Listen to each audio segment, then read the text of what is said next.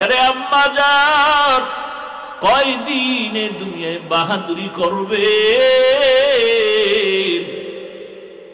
আল্লাহ যদি রাগ করিয়া সমুদ্রের পানিকে গরম বানায় দেয়, ভোলা জেলা পানির নিচে যাইতে 1 সেকেন্ডের সময়ও দেরি হবে না। এরে আম্মা জান, তাকায় দেখেন ওই আল্লাহর বান্দি এত গুনাহ করেছে, এলাকার সব মানুষ জানে ওই মহিলার মতো খারাপ চরিত্রহীনা কেউ নাই, কিন্তু অন্তরে মায়া। একটা কুকুরকে কষ্ট দেওয়া যায় না চোখের সামনে। মহিলা পানির কূপের কিনারায় যাইয়া পানি উঠাবার কোনো পাত্র নাই, কোথা থেকে পানি উঠাবে? আল্লাহর বান্দি চিন্তা করে হঠাৎ বুদ্ধি আসলো, ওই নারীর পায়ে ছিল চামড়ার মোজা। মোজাটা খুলিয়া ওই মোজার মধ্যে পানি নিয়ে পান করাবে সিদ্ধান্ত নিল। আল্লাহর কুদরত, মোজাটা যখন পানির কূপে ফেলতেছে, দেখে পানি আরো নিচে, মোজা দিয়েও পানি উঠানো যায় না। এখন এটার সাথে একটা রশি বাঁধা দরকার। কোথায় পাবে এই অচেনা পথ রশি পাবে? মেয়েটা আরো পেরেশান হয়ে গেল, আমি বুঝি ভালো কাজটা করতে পারবো না, কুকুরের পিপাসা নিবারণ করতে পারবো না। হাদিসের ঘটনা, নবীজি বলতেছেন, সাহাবায়ে কেরাম ওই জাহান্নামী নারী চিন্তায় পড়ে গেল। হঠাৎ বুদ্ধি এসে গেল, ওই নারীটার মাথায় একটা ওড়না পেঁচানো ছিল, বড় ওড়না। ওড়নার এক অংশ খুলিয়া ওই মুজার সাথে গিড়া লাগায়া বেঁধে পানির ভেতরে দিয়া পানি উঠায় ফেলল। পানি উঠাইয়া দৌড়ায় গিয়া যখন কুকুরকে পান করায় দিল, কুকুর পানি পান করে ঠান্ডা কলিজায় ঘুমিয়ে গেছে। রহমতের নবী বলেন, ও সাহাবায়ে কেরাম, এই জাহান্নামী নারী কুকুরকে পানি পান করানো মাত্র হঠাৎ একটা গায়েবী আওয়াজ, অদৃশ্য থেকে একটা আওয়াজ, কে যেন বলতেছে, রে জাহান্নামী নারী, কুকুরকে পানি পান করিয়েছো, তোমার এর বরকতে জীবনের সব গুনাহগুলো ক্ষমা করে দেয়া হয়েছে। বেশির থেকে বেশি 5টা মিনিট টাইম নিব মাদ্রাসার জন্য। একজন লোক আমাকে হাত দেখাবেন যে মাদ্রাসার জন্য 1 লক্ষ টাকা দিবেন, আজ না কাল, বাকি তবে না দেওয়ার নিয়তে ভুলেও আদা করে গুনাহগার হবেন না, অনুরোধ। না দেওয়ার নিয়তে ওয়াদা করে খবরদার আপনি শুধু শুধু গুনাহগার হবেন না। দ্বিতীয় আরেকটা লোক চাই 50,000 টাকা দিবেন। তৃতীয় ব্যক্তি চাই 20,000 টাকা দিবেন। চতুর্থ ব্যক্তি 10,000, পঞ্চম ব্যক্তি 5,000। 5টা অঙ্ক বলে দিলাম, এবার কে দিবেন হাত উঠে আমাকে দেখান যে হ্যাঁ আমি 5,000 দিব, আমি 10,000 দিব। তবে না দেওয়ার নিয়তে আবারও বলছি, ওয়াদা করে গুনাহগার হবেন না। সর্বশেষ কি নাম ভাই? ও এখানের ছাত্র আয়ুব ভাই 20,000 টাকা দিবেন, আল্লাহ কবুল করুন। আমি ভাই কালেকশন তেমন করি না, আর সেই ছন্দমন্দ জানি না। আমি দোয়া করবো দিন খুলে, এতটুকু আমি মুসাফির মানুষ, অসুস্থ মানুষ। 20,000 হয়ে গেল, এবার 10,000, 5,000, 50, 1 লাখ বলেন। সর্বশেষ একজন ব্যক্তি চাবো, মায়ের নামে 1,000, বাবার নামে 1,000, এই 2,000 টাকা, তবে বাকি না, নগদ। এই 2,000 যারা দিবেন তারা নগদ, বাকি নিব না। আর বাকিগুলো 5,000 আপনি একবারে না পারেন 5 বারে 1,000 করে 5 বারে দিবেন, তবে না দেওয়ার নিয়তে ওয়াদা করে গুনাহগার হবেন না। বারবার বলতেছি।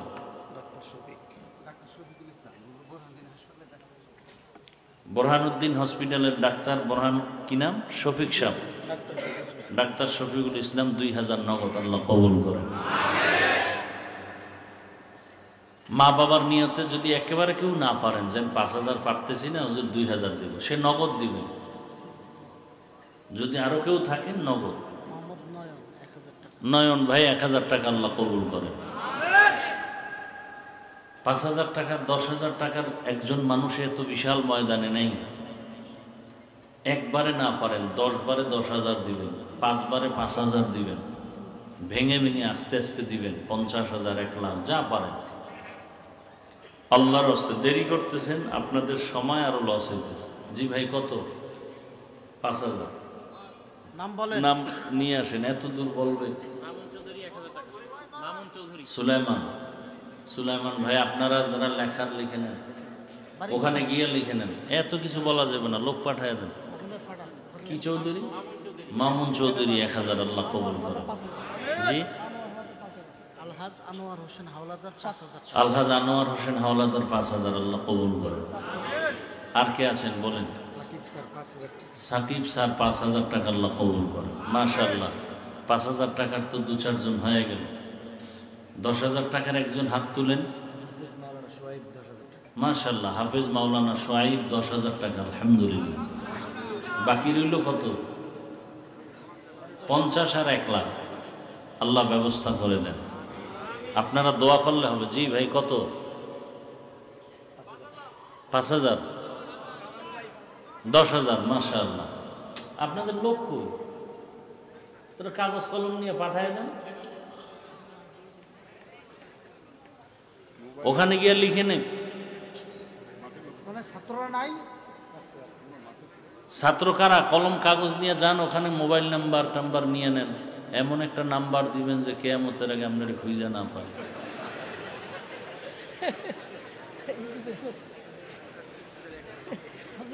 সবাই 50-1 লাখ টাকারটা বাকি রইল, আল্লাহ পাক ব্যবস্থা করেন, বলে না আমি তো একেবারে নিম্নেও বলছি যে কমপক্ষে 2,000 টাকাও কি দেওয়ার তৌফিক আল্লাহ আপনাদের দেন নাই? আপনারা এত দুর্বল। 2,000 টাকা মায়ের নামে বাবার নামে দিবেন, এতটুকু তৌফিক নাই আপনাদের? কত ভাই? 5,000। মাশাআল্লাহ, আল্লাহ আপনি কবুল করেন। একটু জান না, এই ছাত্র ভাই, মোতাহার আলী 2,000 নগদ, আল্লাহ কবুল করেন। নজরুল শিকদার 5,000 টাকা, আল্লাহ কবুল করেন। আপনারা যারা বলতেছেন মেহেরবানি করে, ছাত্র ভাই যাচ্ছে, আপনারা একটু ইশারা করে তাদেরকে নামটা লেখায় দেন। 5,000। কি নাম? বিল্লাল ভাই, যুবক মানুষ, 5,000, আল্লাহ কবুল করেন।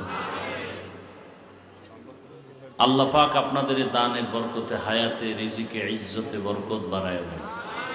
কবরওয়ালাদেরকে জান্নাত দান করেন। কেউ আমরা খালি ফিরাবো না ইনশাআল্লাহ। 2,000 টাকা দেওয়ার যারা আছেন, মায়ের নামে 1,000, বাবার নামে 1,000, একটু বলেন আল্লাহর হস্তে যে আমি ইনশাআল্লাহ 2,000 দিব। একান্ত যার মনে চায় দিতে কিন্তু নাই, কালকে দিবেন, পরশুদিন দিবেন, এতটুকু সুযোগ দিলাম। ঠিক আছে, আপনি কালকে দিয়ে দিন, বিকাশে পাঠায় দেন, বা যে কোনো উপায়। আব্দুল হান্নান মুদি দোকান 5,000 টাকা, আল্লাহ কবুল করুন। কেউ আমরা খালি না ফিরে। মোশাররফ নামের এক ভাই, মায়ের নামে 1,000, আল্লাহ কবুল করুন। জুয়েল ভাই 5,000, আল্লাহ কবুল করুন, নগদ। মাশাআল্লাহ। আর কে আছেন? কেউ আমরা খালি ফিরাবো না। 1,000, 2,000 টাকা মা বাবার নামে, যারা আজকে না পারি 2 দিন পরে দিব, দেওয়ার নিয়তেই আল্লাহর ওয়াস্তে বলেন, আল্লাহর জন্যই মা বাবার মহাব্বতে দিবেন, নিয়ত করেন, আল্লাহ ব্যবস্থা করে দেবেন ইনশাআল্লাহ।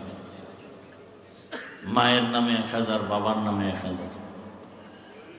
এর নিচে যদি কেউ দিতে চান, সেটা আপনারা ছাত্ররা যেতে পারে ব্যাগ রুমাল নিয়ে, রুমালে ব্যাগে দিতে পারেন।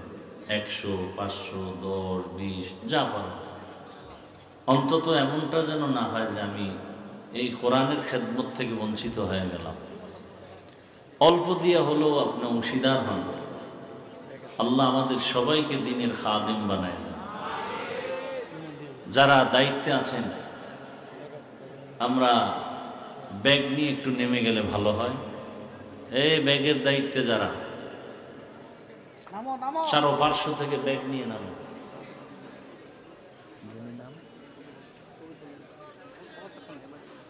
দাদা দাদির নামে আমার ভাই কবির হাজী সাহেব 10,000 টাকা দিলেন, আল্লাহ কবুল করেন নগদ।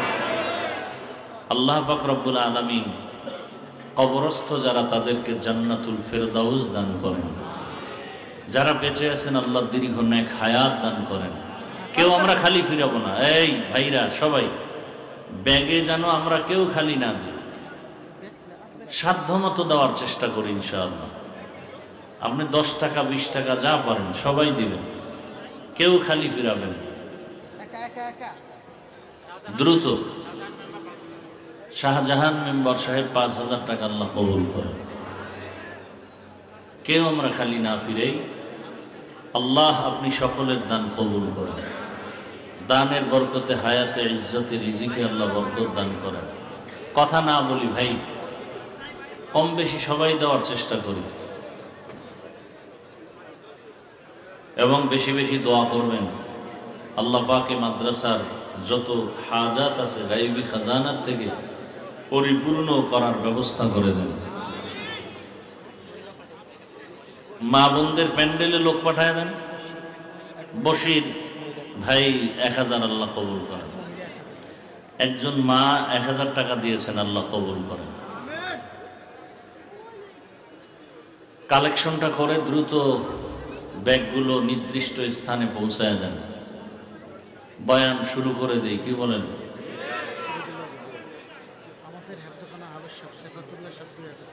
এ মাদ্রাসার হেফজখানার হাফেজ সাহেব সিফাতুল্লাহ সাহেব 2000 আল্লাহ কবুল করেন।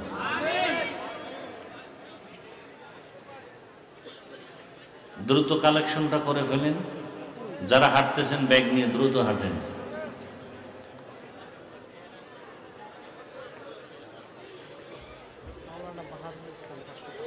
বাহারুল ইসলাম মাওলানা সাহেব 500 আল্লাহ কবুল করেন। আমরা আর কোনো আওয়াজ দিব না, ইনশাআল্লাহ বয়ান শুরু হবে। কেউ আমরা কোনো কথা বলবো না, একটু মুখতাসার একটু জিকির করি। লা ইলাহা ইল্লাল্লাহ, লা ইলাহা ইল্লাল্লাহ, লা ইলাহা ইল্লাল্লাহ, লা ইলাহা ইল্লাল্লাহ,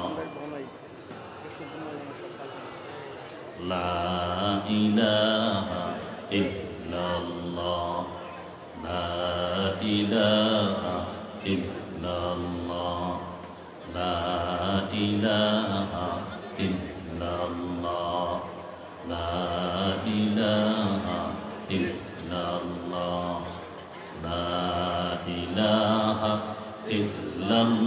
ইল্লাল্লাহ, লা ইলাহা ইল্লাল্লাহ, লা ইলাহা ইল্লাল্লাহ, লা ইলাহা ইল্লাল্লাহ, লা ইলাহা ইল্লাল্লাহ, লা ইলাহা ইল্লাল্লাহ, লা ইলাহা ইল্লাল্লাহ, লা ইলাহা ইল্লাল্লাহ, লা ইলাহা ইল্লাল্লাহ, মুহাম্মাদুর রাসূলুল্লাহ। মাওলানা গিয়াসউদ্দিন সাহেব 5000 টাকা দিয়েছেন, আল্লাহ কবুল করেন। যে যতটুকু দান করেছেন আল্লাহ পাক সকলের দান কবুল করেন। আমি যে আয়াত ও হাদিস পড়েছি তার তর্জমাটা পড়ি, তারপরে কিছু ব্যাখ্যা।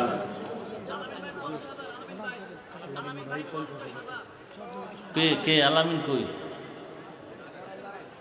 মাশাআল্লাহ, আলামিন ভাই 50,000 টাকা, আল্লাহ কবুল করেন। আমার ভাইয়ের কামাই রুজিতে হায়াতে বরকত বাড়ায় দেন। 1 লাখ টাকা কি পাবো না? আশা করি ইনশাআল্লাহ। হ্যাঁ, কত? 50,000 টাকা দান করবে সরজুরুদ্দিন মানুষের বুঝি না, সরজুরুদ্দিন লোকের নামে 50,000 টাকা দান করবে। ও, doctor A K M Firoz Sikdar. Doctor A K M Firoz Sikdar তিনি 50,000 টাকা এখানে দান করবেন। আলহামদুলিল্লাহ।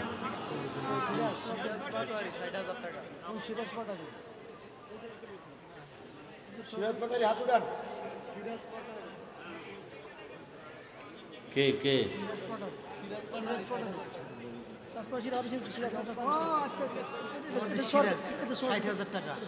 সিরাজ নামের পাটোয়ারি সাহেব, তিনি 60,000 60 কত 60,000 টাকা দিবেন। আলহামদুলিল্লাহ। এক দাগে 1 লাখ না আসলেও ভেঙে ভেঙে মোটামুটি কম আসে নাই। আল্লাহ কবুল করেন। হাজী তোফাজ্জল সাহেব 10,000। এভাবে উঠে তো আজ বয়ানই হবে না। তো গত বছর তো বয়ান না, এর আগের বছর আসছিলাম। আল্লাহ পাক কবুল করে। আল্লাহ, আওয়াজ বন্ধ করি ভাই।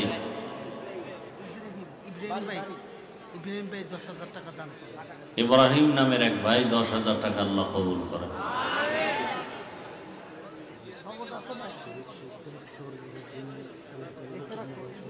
বললাম তো,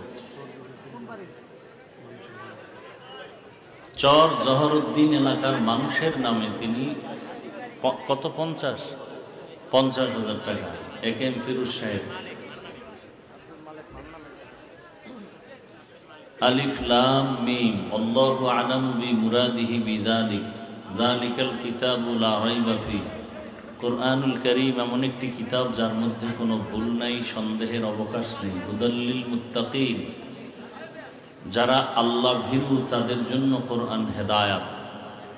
নবীজি বলেন, ইত্তাকিল মাহারিম তাকুন আ'বাদান নাস। দুনিয়ার উম্মত, তোমরা আল্লাহর নিষিদ্ধ জিনিস থেকে নিজেকে বাঁচাও, ফিরায় রাখো, তো আল্লাহ তোমার মর্যাদা মানুষের কাছে বাড়ায় দিবেন, আল্লাহর কাছেও মর্যাদা বেড়ে যাবে। আয়াত হাদিসের তর্জমা শেষ, এবার কিছু ব্যাখ্যা। আমি যে আয়াতটুকু পড়েছি, আপনারা কোরআন শরীফ যারা পড়তে নাও জানেন, অনেকেরই অংশটুকু জানা, শুনতে শুনতে মুখস্থ হয়ে গেছে। আলিফ লাম মিম, এরপরে কি? যালিকাল কিতাবু লা রাইবা ফীহি হুদাল লিল মুত্তাকিন। এতটুকু অংশ পর্দার আড়ালের মা বোনদেরও মুখস্থ আছে না নাই? আপনাদেরও আছে। এখানে অনেক আলোচনা, যা এক রাত কেন একাধিক রাতে আলোচনা করলেও শেষ করা, এবং কয়েকটা ধারার উপরে আলোচনা। যেমন শাব্দিক যদি আলোচনা বিশ্লেষণ করা হয়, আলিফ লাম মিম যালিকাল কিতাব লা রাইবা ফীহি, এভাবে শাব্দিক বিশ্লেষণ করতে গেলে একটা ধারা।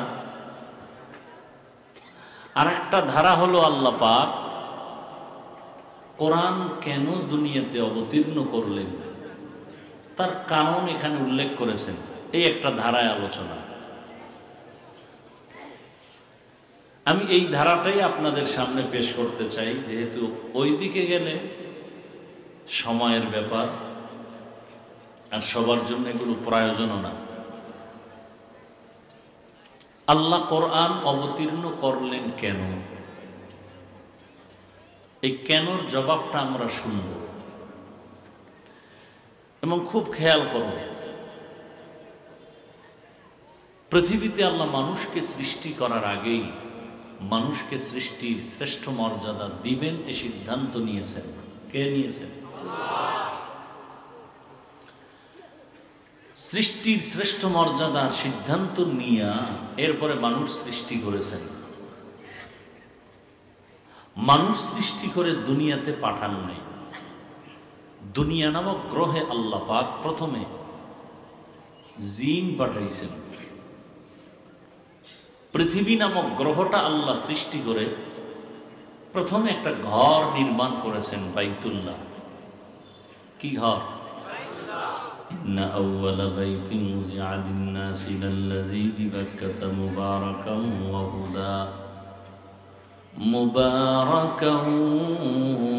وهدى للعالمين.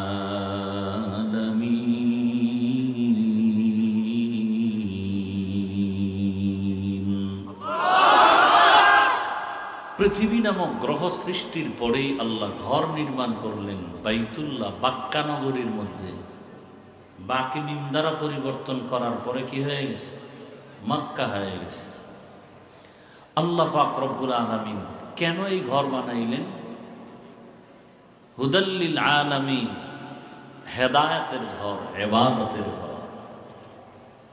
বলেন তো এই ঘরটা প্রথমে পৃথিবীর দ্বিতীয় ঘর না প্রথম ঘর? বসবাসের ঘর না ইবাদতের ঘর? ইবাদত করবে কারা? মানুষ। তো মানুষ দুনিয়াতে আসবেন সৃষ্টির শ্রেষ্ঠ, এদের বসবাসের ঘর না করে আল্লাহ ইবাদতের ঘর আগে করলেন কেন? মুফাসসিরিনে কেরাম বলেন, দুনিয়া মানুষের জন্য থাকার জায়গা না, বসবাসের জায়গা না। হুব্বুদ দুনিয়া রাসু কুল্লি খাতিআহ, দুনিয়ার মোহাব্বত, মায়া, লোভ এগুলো সব ধ্বংসের কারণ। রহমতের নবী বলেন, কুন ফিদ দুনিয়া কাআন্নাকা গারীবুন আও আবিরু সাবিল, জমিনের মধ্যে এমন ভাবে তোমরা বিচরণ করো যেন তুমি একজন মুসাফির।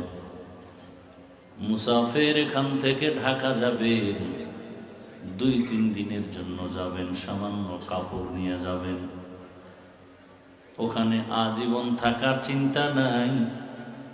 আল্লাহর নবী বলেন, উম্মত জমিনের মধ্যে তোমরা এমন ভাবে বিচরণ করো তুমি যেমন মুসাফির। দুনিয়া মুসাফির খানা, আসল বাড়ি তোমার জান্নাত, সেখানে যাওয়ার জন্য প্রস্তুত হয়ে যাবে। দুনিয়ার ভেতরে আল্লাহ পাক তোমাকে থাকার জন্য পাঠান নাই, ইবাদতের জন্য আল্লাহ পাঠাইছেন। আর ইবাদতের ঘর আল্লাহ বানায় রাখছেন বাইতুল্লাহ। এটা এমন একটা ঘর, যেই এরিয়ার মধ্যে ঢুকিয়া বান্দা যদি বলে আল্লাহ, একবার আল্লাহ বলার বিনিময়ে 1,00,000 বার আল্লাহ বলার সওয়াব পেয়ে যাবে। আতিনা ফি দারে দুনিয়া না হাসান, আতিনা ফি দারে উকবা না হাসান, ইয়া গিয়াসাল মুস্তাগীসিন ইহদিনা লাফতিখারা বিল উলুমি ওয়াল গিনা। রব্বুল আলামিন জমিনটা বানাইয়া প্রথম আল্লাহ পাক ইবাদতের ঘর বানায় দিলেন, আর বললেন, দুনিয়ার মানুষ, আমি দুনিয়াতে মানুষ বানাবো ইবাদতের জন্য, বসবাসের জন্য না। দুনিয়ায় মানুষ করবে ইবাদত, বসবাসের জন্য আমি বানায় রাখছি চিরস্থায়ী শান্তির ঠিকানা জান্নাত। ওই জান্নাত পাবে কারা? দুনিয়াতে ইবাদত করবে যারা। নূরের সৃষ্টি ফেরেশতাকে আল্লাহ পাক শ্রেষ্ঠ মর্যাদা দান করেন নাই। আগুনের সৃষ্টি জিনকে আল্লাহ শ্রেষ্ঠ মর্যাদা দান করেন নাই। মাটির সৃষ্টি মানুষকে আল্লাহ শ্রেষ্ঠ মর্যাদা দান করেছেন। আল্লাহ বলেন, হে মানুষ, জমিনে তোমরা তোমাদের মর্যাদা ঠিক রেখে চলার জন্য আমি আল্লাহ নিজের পক্ষ থেকে দয়ার নজরে 2টা ব্যবস্থাও রেখে দিলাম। ওই 2 ব্যবস্থা গ্রহণ যদি করে তোমরা চলো, দুনিয়াও তোমাদের সম্মানের হবে, আখিরাতের ময়দান তোমার সম্মানের জন্য হবে।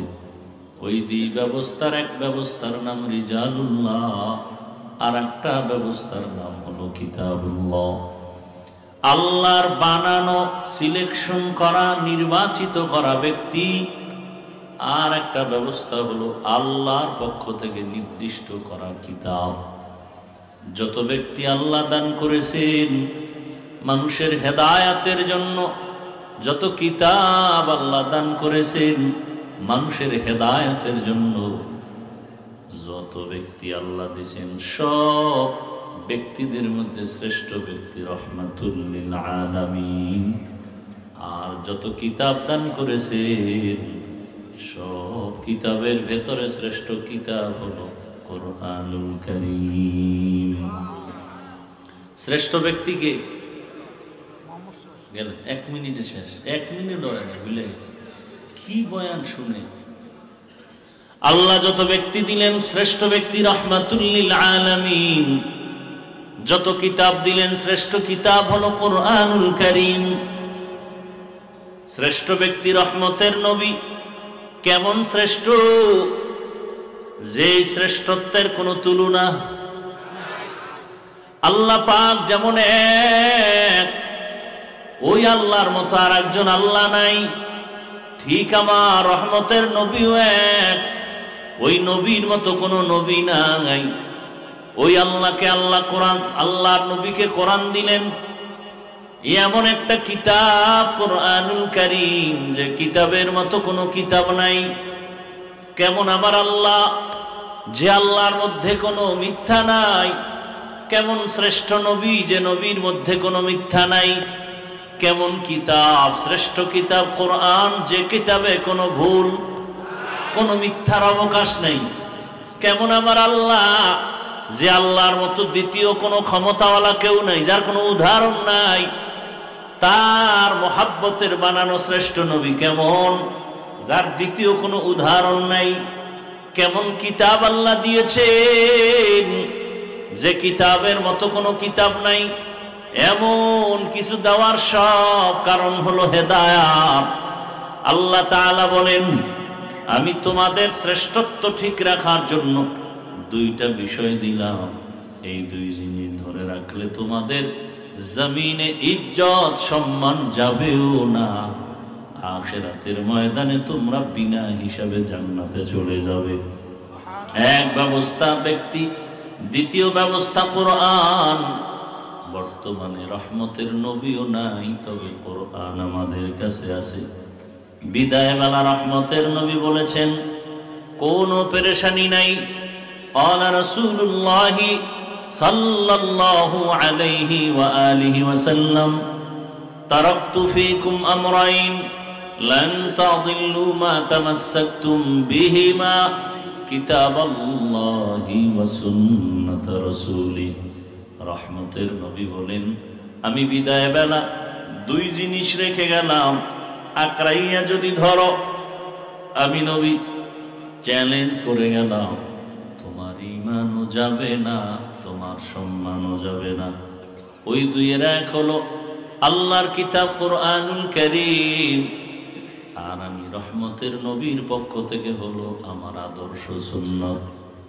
1500 বছর পরে আজ এই দ্বীপ জেলা ভোলার মানুষের মাঝে যাদের কাছে কোরআন আছে, রসুলের সুন্নত আছে, এদের ঈমানও আছে, এদের সম্মানও আছে। এই 2 জিনিস যার কাছে যত পার্সেন্ট নাই, তার কাছে তত পার্সেন্ট ঈমানও নাই, সম্মানও নাই। আল্লাহ তাআলা কোরআন দিলেন হেদায়াতের জন্য। কাদের জন্য হেদায়াত? আমার তেলাওয়াতকৃত আয়াতে আল্লাহ বলেন, হুদাল্লিল মুত্তাকিন,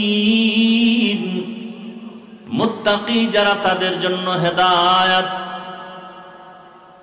আল্লাহ কোরআন কেন দিলেন তার আরেকটা কারণ আরেক আয়াতে আল্লাহ বলেন, শাহরু রমাদানাল্লাযী উনজিলা ফীহিল কুরআন হুদাল লিন্নাস ওয়া বাইয়িনাতিন মিনাল হুদা ওয়াল ফুরকান। আল্লাহ বলেন, রমজানে কোরআন অবতীর্ণ করেছি গোটা জগতের মানুষের হেদায়েতের জন্য। এখানে প্রথমে হেদায়াত সমস্ত মানুষ।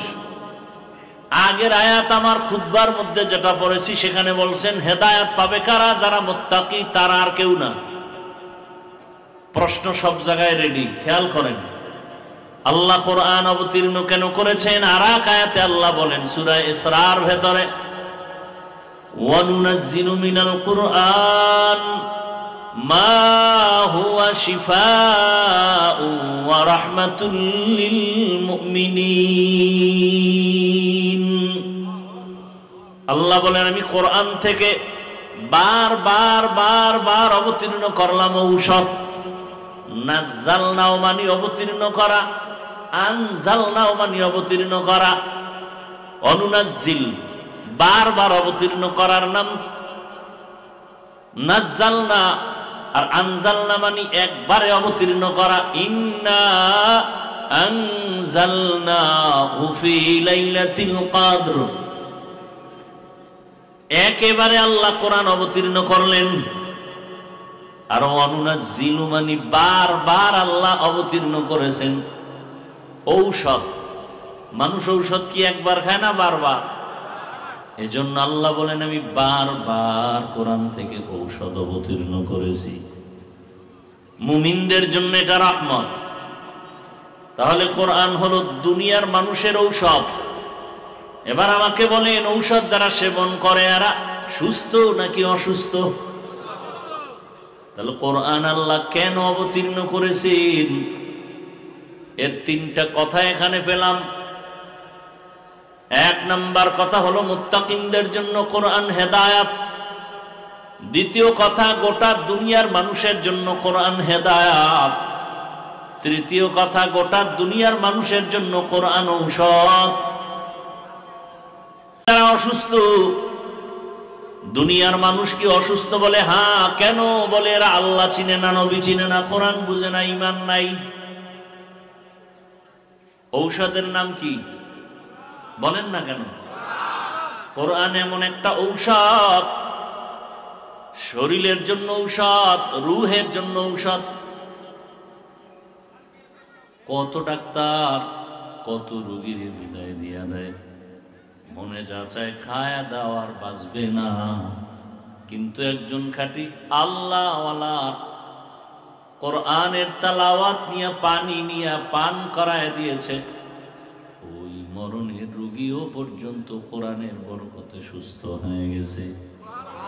এমন প্রমাণ নাই? আচ্ছা, এক গ্লাস পানির মধ্যে চিনি দেন, চিনি দিয়ে এটাকে লাল নেন, এখন এটার নাম কি? শরবত। আপনি যে নামটা পাল্টাই ফেলাইলেন, দেখতে কি আসলে আগের কালার পাল্টাইছে? তো নাম পাল্টাইলেন কেন? এখন এটাকে সবাই শরবত বলে।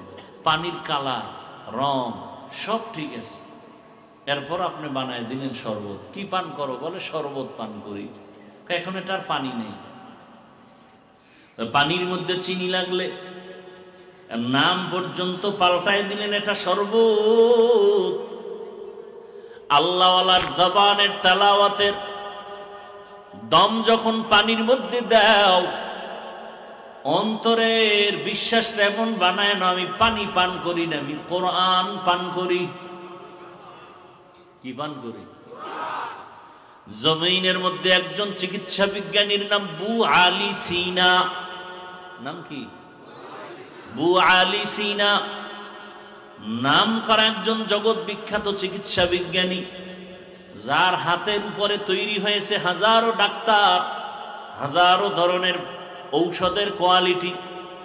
তিনি একদিন পথ চলতেছেন, হঠাৎ করে এক জায়গায় একটু বিশ্রামে গেলেন, গিয়া দেখে এক বুজুর্গ একজন অসুস্থ রোগীর উপরে মালিশ করে আর দম করে পানির ছিটা দেয়, পানি পড়া দেয়। হুজুর বারবার এরে মালিশ করে, দম করে, ফু দেয়। বসা পাশে জগৎ বিখ্যাত চিকিৎসা বিজ্ঞানী, এত ঔষধ বানাইলাম, এত ডাক্তার আবিষ্কার করলাম, এই ফর্মুলায় কি হবে? বু আলী সিনা ওই পাগড়িওয়ালা বুজুর্গকে বলে, এই টুপিওয়ালা, তুমি ফু দিয়া কি করবা? এগুলো দিলে কি হবে? ঔষধ নাই, কিছু নাই, তুমি দম করলে কি হবে? আকেলারা পেশা খামোশি বুয়াদ পেশায়ে জাহেল ফারামুশ। শিবুয়া এলমেরা এজাজ করদন বেহিসাব খলকেরা দাদন জবাবে বাসওয়াব। কষ্ট হইতেছে আপনাদের? কত রাত্র গুনাহ কইরা কাটাইলেন, চারদিকে নদী না, ধরলে উপায় আছে কিন্তু। এক ধাক্কা কিন্তু শুক্রবার দিয়ে গেছে, ঠিক নেই? মরণ থেকে যতই পালাও মরণ তোমায় নিবে ঘিরি, যদিও শুধু আকাশ পানে লুকাও সেথায় লাগিয়ে সিঁড়ি। নদী পথে নৌকা চালাও ও মাঝি ভাই, বেলা ডুবার আগে আমি ওপার উঠতে চাই। ডুবে গেলে বেলা রে আর উঠে না, ভেঙ্গে গেলে মেলা রে আর জমে না। কোথায় গেল বীর বাহাদুরেরা? কই নমরুদ, কই সাদ্দাত, কই ফেরাউন? জমিনটা ধ্বংস করতে এক সেকেন্ডের সময় লাগবে না। ঘুমের মধ্যে থাকবা, ঘুমের মধ্যেই দেখবা পানির 10 হাত নিচে চলে গেছো। কয়েক বছরও বলা যায় না।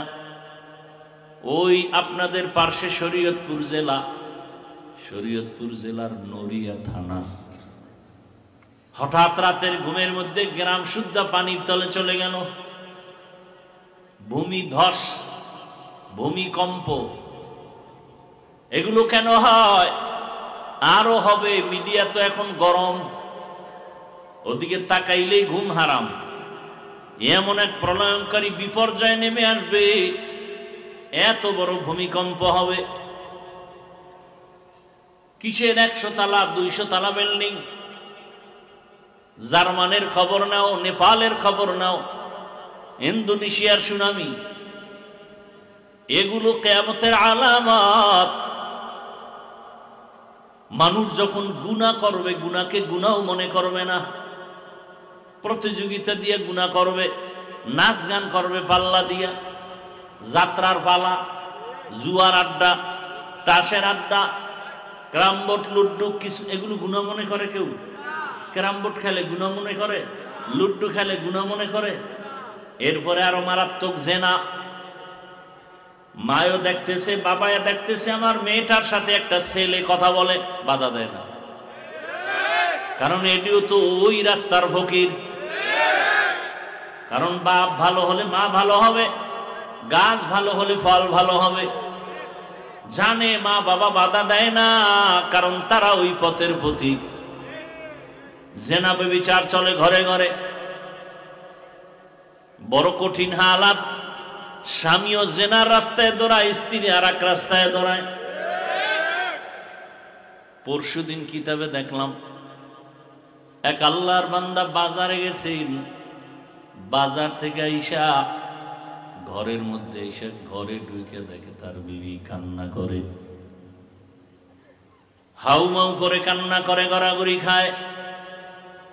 স্বামী জিজ্ঞাসা করে, বিবি কি ব্যাপার? আমি বাজারে গেলাম, আসতে না আসতে কি হয়ে গেল? কেন কান্না করো? বলে সর্বনাশ, আমার জীবনটা বিপন্ন, লজ্জায় তোমার সামনে আমি মুখ দেখাবো কেমনে, সেই লজ্জায় কান্না করি। কেন বলো? বলে আমার ঘরে যেই সন্তানটারে ছোটবেলার থেকে লোকমা দিয়া খানা খাওয়ায় খাওয়ায় বড় বানাইলাম, ওই সন্তান এত বড় হয়ে গেল, আস্তে করে বড় বানায় জামা কাপড় সব দিলাম, থাকার জায়গা দিলাম। আজকে ওই সন্তান আমার উপরে চড়াও হয়ে গেছে, যৌবনের প্রভাব বিস্তার করেছে, আমার হাতটা ধরে টান দিছে, আমি আর বরদাস্ত করতে পারি নাই। এক পর্যায়ে আমি ওই কাজের সন্তান, ওর সাথে আমি অপকর্মে লিপ্ত হয়ে গেলাম। স্ত্রীর কথা শুনিয়া স্বামী বেচারাও কান্না করে। স্ত্রী বলে, তুমি কেন কাঁদো? বলে, আমার কান্নার খবর, আমি বাজারে গেলাম, মাল কিনবো, পাশে স্বর্ণের দোকান, এলাকার এক সুন্দরী রূপসী নারী আছে অলংকার কেনার জন্য। অলংকার কিনিয়া আমি একটু তাকায় দেখলাম ওই মেয়েটা ডাক দিয়ে কয়, আমার অলংকারটা আমি পড়তে পারি না, তুমি আমার কানের মধ্যে একটু লাগাইয়া দাও। যখন আমি লাগাইয়া দিতে গেছি, ওর শরীর আমার স্পর্শ হওয়া মাত্র যৌবনের জোয়ার এসে গেছে। ওই মহিলাও আমার হাত ধরে ফেলেছে। এক পর্যায়ে আমিও গুনার মধ্যে লিপ্ত হয়ে গেছি। আল্লাহ তাআলার রাসূল বলেন, ও নারীরা, নিজ পুরুষেরা নিজেরে পবিত্র রাখো, তো তোমার স্ত্রীও পবিত্র থাকবে। মা বাবাকে বলে, এই মা বাবা পবিত্র থাক, সন্তান পবিত্র থাকবে। আল খাবিসাতু লিল খাবিসিন, তুমি যদি অপবিত্র হও তোমার স্ত্রী অপবিত্র হয়ে যাবে। এই যুবক, ও আল্লাহর বান্দা, তুমি কতটা পাপ করেছো, তোমার স্ত্রীর কি হালাত? বলে, তা বলতে পারি না। বলে, তুমি যতটা লাইনে পাপ করো তোমার স্ত্রী ওই লাইনে পাপ করে। আব্বা আম্মা আপনার সন্তান কেমন করে বলতে পারি না। আপনার চরিত্র যেমন আপনার সন্তানের চরিত্রটাও হবে। ওই এক বাবা বাসায় বসে আছে, ছেলে বাজার থেকে আইসা বাবার সাথে তর্ক লাগায়া এমন জিদ উঠে গেছে, বাবার পায়ে রশি লাগায় টানা শুরু করছে। তোমারে আর বাড়ি রাখা যাবে না। সন্তান বাবার পায়ে রশি লাগায় টানিয়া টানিয়া যখন রাস্তার বাহিরে ফেলে দেয়, টানতে টানতে একটা জায়গায় যাওয়ার পর বাপ বলে, আর টানিস না। কেন? আর বেশি নিস না, সীমা লঙ্ঘন হয়ে যাবে। তার মানে তুই যে এই পর্যন্ত আমারে টেনে নিয়ে আসছো, আমি আমার বাবারে এই পর্যন্ত টেনে নিয়ে আসছি, আমি এই পর্যন্ত নিয়ে আসছি, আর নিস না। এই সন্তানের মা বাপ, যদি চাও সন্তান ভালো হবে তো তুমি ভালো হও। খবরদার, রহমতের নবী বলেন, ইফু, ও দুনিয়ার মা বাবা ও স্বামী, নিজের পবিত্রতা অর্জন করাও, তোমার স্ত্রী পবিত্র থাকবে। মা বাবা, তুমি পবিত্রতার জায়গায় থাকো, তোমার সন্তান পবিত্র হালাতে থাকবে। ওই বুআলি সিনা মনে আছে না? ডাক দিয়া কয়, বুজুর্গ, এত চিকিৎসা এত চেক আপ করি, রোগ ধরা যায় না, আর তুমি তেল ভরা দিয়া মালিশ করে ফু দিয়া কি করবা? হুজুর কথা বলে না, বলে না, বলে না, বলে না। যদি বলে কলিজা পর্যন্ত ছিদ্র হয়ে যায়। হুজুরেরা কথা বলে না, বলে না, বললে সব বেঈমান আর নাস্তিকের চান্দি গরম হয়ে যায়। হুজুরেরা কিছু পারে না, পারে না, পারে না, দেখাইতে গেলে সব মাস্তানের মাস্তানি বন্ধ হয়ে যায়। আমরা তো জানতাম না হুজুরেরা এত বারে, আমরা তো বুঝতাম না হুজুরেরা এত কিছু জানে। তুমি মনে করো বুদ্ধিজীবী, অথচ পৃথিবীর শ্রেষ্ঠ কিতাব বুদ্ধির কোরআন, আর এই কোরআন যার কাছে আছে সে হলো বুদ্ধিজীবী। বুআলি সিনা বলে, বুজুর্গ, তুমি এই ফু দিয়া কি লাভ হবে? হুজুর কথা বলে না, বলে না, ও বক বক করতেই আছে। এবার হুজুর আর কত শুনবে, ফট করে বলে, তুমি গাধা, বুঝবা না। এমন এক ইনজেকশন দিয়া দিছে চান্দি গরম। আমি এত বড় চিকিৎসা বিজ্ঞানী, বুআলি সিনা আমার নামে এতটা স্লোগান, আমারে গাধা বললেন। হুজুর ওই বইলে আর কথা নেই। হুজুর আবার মালিশ শুরু করছে, ঝাড়ফুঁক দিতেছে। বুআলি সিনা মেজাজ গরম, অকথ্য ভাষায় হুজুরের ধুইতেছে। এত বড় হুজুর, আপনি কেন এত বাজে কথা বললেন? আপনার উপরে কোনো বিশ্বাস নাই, আপনার এ কথা মানতে পারি না। হুজুর এত খারাপ হয় কিভাবে? নিজে যে এত আকাম করে কোনো দোষ নাই, হুজুরে ফাগরি বান্ধেন, এটা বড় দোষ। আল্লাহ হেদায়েত দান করুন। এইবার হুজুর আবার চেহারাটা ঘুরে, এই ভাই, আপনি এত রাগ করলেন কেন? রাগ করবো না, আপনি আমাকে কি বলছেন? আরে ভাই, আমি আপনার গায়ে টাচ করছি, বলেন। ঢিল মারছি না তো, মুখ থেকে একটা কথা বলছে, এই তো আমার মুখ থেকে বলছি, তাতে আপনার এত লাগলো কেন? বলে আপনি বলছেন আমার পুরা শরীরের রন্ধ্রে রন্ধ্রে বিষ ভরে গেছে। হুজুর খাই তো সুযোগ পাইছি, যেমন কুকুর। হুজুর ধৈরেই কয় রে, এই আকলওয়ালা, এত বুদ্ধি বিক্রি করে খাও, এইটা বুঝো না আমার একটা জবানের শব্দ শোনার কারণে তোমার মেজাজটা যদি সীমাহীন গরম হয়, তোমার মধ্যে যদি রিয়াকশন হয়, আর ওই জবানের কোরআনের তেলাওয়াত দিয়া যদি আমি ফু দেই, এই রোগীর মধ্যে কেন অ্যাকশন হবে না? ইলমেরা ইজাজু করদন বেহিসাব, ইলমেরা ইজাজু করদন বেহিসাব, খলকেরা দাদন জওয়াবে বাসওয়াব, হক না দারত দোস্তে খলকা জারেরা, নিস্তে ই খসলত একে দিনদারেরা। কথাটা বুঝছেন আপনারা? জারফুকে লাভ আছে না নাই?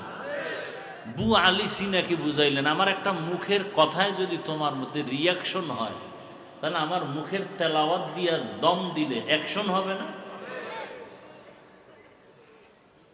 ভাইরা আমার, দুনিয়ার সব মানুষ রোগী, ঔষধ কি? কোরআন। কি রোগী? বলে ঈমান নাই। কথা ঈমান আনলাম, লা ইলাহা ইল্লাল্লাহু মুহাম্মাদুর রাসূলুল্লাহ।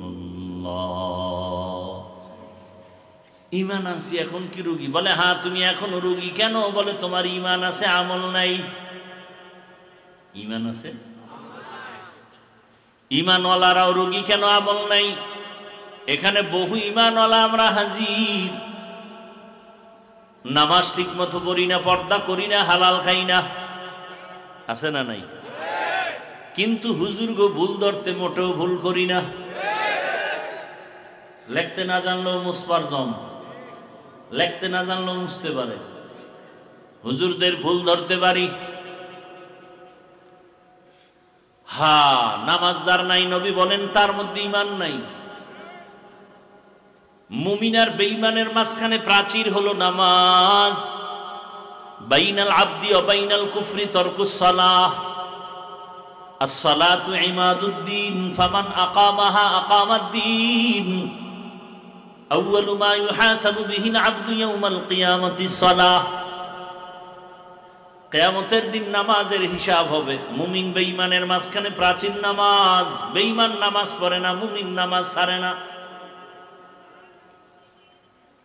তুমি বান্দা দাঁড়াইয়া নামাজ পড়তে পারো না, বসে বসে নামাজ আদায় করো। দুর্বল, তুমি অসুস্থ, তুমি যদি বসেও না পারো, শুয়া শুয়া নামাজ আদায় করো। তুমি যদি অঙ্গ প্রত্যঙ্গ নাড়াচাড়া করতে নাও পারো, ইশারায় নামাজ আদায় করো, তারপর নামাজ ছাড়া যাবে না। মকুন সুসুতি নামাজে পাঞ্জে গানা, ফাওয়াইলুল লিল মুসাল্লিনাল্লাযীনা মুমিনারা ইনামাজ ইমদাদে দা ইস্তাইনু আয়াতে কুরআমখা আয়াতে কদ আফলাহারা ইয়াদকুন গৌর কুন্দর মানিয়াজ দিল সাদিকুন। ভাইরা আমার, ঈমানওয়ালারা রোগী কেন? বলে আমল নাই। কথা আমল করলে কি? বলে তো আমল করলে তুমি সুস্থ হয়ে যাবে। বলে তো ঈমানের পরে আমল ধরে ফেললাম, নামাজ রোজা তেলাওয়াত, এখনো কি রোগী? বলে হ্যাঁ, কারণ আমি নামাজ পড়ি, রোজা রাখি, তেলাওয়াত করি, তবে এর মধ্যে রূহ নাই। আমলের রূহের নাম ইখলাস। আমলের রূহের নাম কি? وما أمروا إلا ليعبدوا الله مخلصين له الدين আমল আছে কি নাই? ইখলাস নাই। এই আমল দিয়া আল্লাহর মোহাব্বতের দরজা পাওয়া যাবে না। ইখলাস ওয়ালা আমল, আমলের মধ্যে ইখলাস লাগবে। অতএব তোমার ইমান নাই রোগী, ইমান আছে আমল নাই রোগী, আমল আছে ইখলাস নাই রোগী। ইমাম গজালি বিশ্ববরেণ্য দার্শনিক ইমাম, এই কথা বলেন না কেন? বিশ্ববরেণ্য বুজুর্গ এবং দার্শনিক ইমাম গজালি, গজালি না কি ইমাম গজালি, একজনের নাম কালাম, যদি কাইলে গয়ে ডাকেন ইমাম গজালি রাহমাতুল্লাহ আলাইহি, তিনি লিখেন, ভালো করে বুঝেন, এরে নবীর আশিক। ইমাম গজালি বলেন, আন্নাসু কুল্লুহুম হালকা ইল্লাল আলিমুন, আল আলিমুনা কুল্লুহুম হালকা ইল্লাল আমিলুন, ওয়াল আমিলুনা কুল্লুহুম হালকা ইল্লাল মুখলিসুন। সব মানুষ জাহান্নামে যাবে, আলেমরা জান্নাতে যাবে। না না না, আলেমরাও জাহান্নামে যাবে, তবে ওই আলেম জান্নাতে যাবে যে আলেম ইলম অনুযায়ী আমল করে। ইমাম গজালি বলেন, না, সব আমলওয়ালারাও জাহান্নামে যাবে, একমাত্র যারা ইখলাস ওয়ালা তারা জান্নাতে যাবে। ইখলাস ওয়ালা আমল বড় দামি এক সম্পদ। ইখলাসের সাথে সামান্য আমল করো, আল্লাহর দরবারে কবুল হয়ে যাবে। জমিনের মধ্যে একজন বাদশা রাষ্ট্র চালায়, কি চালায়? রাষ্ট্র চালানো এটা হইলো দুনিয়াওয়ালাদের কাজ, এটা ইসলামের কোনো কাজ না, তাই তো? এই কথা বলেন, আমগো ইসলামটা কি রাষ্ট্রের ব্যাপারে দুর্বল? আমাদের কোরআনে কি রাষ্ট্রের ব্যাপারে সমাধান নাই? আরে আমার আল্লাহ কি এত দুর্বল? আমার রসুল কি এত দুর্বল? আমার ইসলামটা কি এত দুর্বল? ও ভোলার মুসলমান, আমি একটা কথা বলে যাই, ওয়াদা করবেন নি আমার সাথে? যুবকদেরকে বলছি, ওয়াদা করবানি? ভাই, বাবার কথা সব সন্তানরা ঠিক মতো মানে না, মাঝে মাঝে বাবার সাথে তর্ক হয় না, হয় না? সন্তান বাবার সাথে তর্ক, খেয়াল করিয়েন, বাবার সাথে তর্ক হয় ঠিক, তবে বাবারে কেউ গালি দিলে মেনে নিবে? বলেন। বলার মানুষ পায়ে হাত রেখে বলছে, যদি কোন নিচে নাইমা ধর, বলেন আমি নিচে নাইমা আসি। ওয়াদাটা করবেন একুরেট ভাবে। সেটা হলো, আপনি নামাজ পড়তে পারেন না, এরকম আসি না আমরা? অনেকে নামাজ পড়ি আবার পড়ি না, রোজা রাখি আবার রাখি না, তেলাওয়াত করি আবার করি না। ইসলামটা মানি, তবে পরিপূর্ণ আমল করতে পারি না। তাহলে বাবার সাথে মাঝে মাঝে তর্ক হয়, কিন্তু বাবারে গালি দিলে মেনে নেই না। ঠিক ও ভোলার মুসলমান, ইসলামটা তুমি যদিও ঠিক মতো আমল করতে পারো না, নামাজ পড়তে পারো না, দাঁড়িয়ে রাখতে পারো না, কিন্তু তোমার সামনে যদি কোনো মায়ের সন্তান আমার ইসলাম নিয়ে কটূক্তি করে, আমার আল্লাহ নিয়ে, রসুল নিয়ে, কোরআন নিয়ে যদি বাজে কথা বলে, ইসলামের উপরে কোনো কলম ধরে, কলারটা ধইরা বলবি, বেঈমানের বাচ্চা সোজা হ, আমি নামাজ না পড়লেও ইসলামের বদনাম করবি, চামড়া তুলে ফেলা হবে।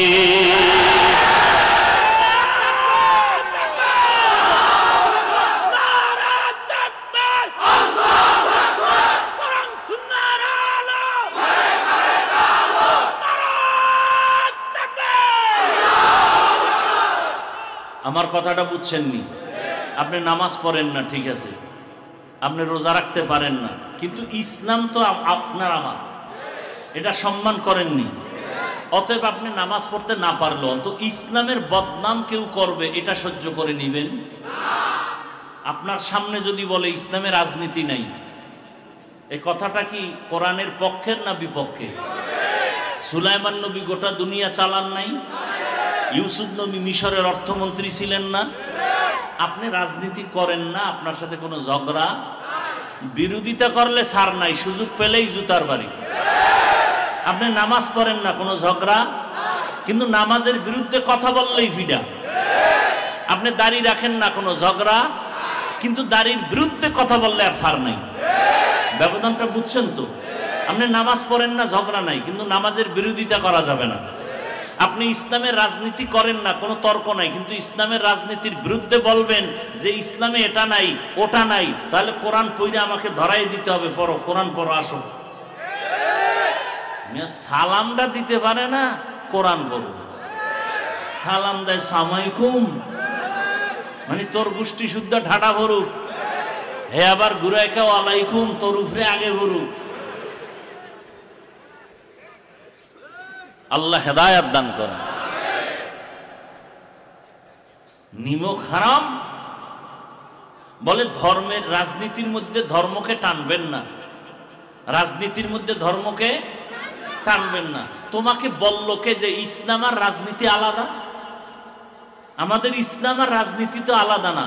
পৃথিবীতে যত নীতি আছে আমাকে সব কিছু ইসলামের সাথে লাগানো।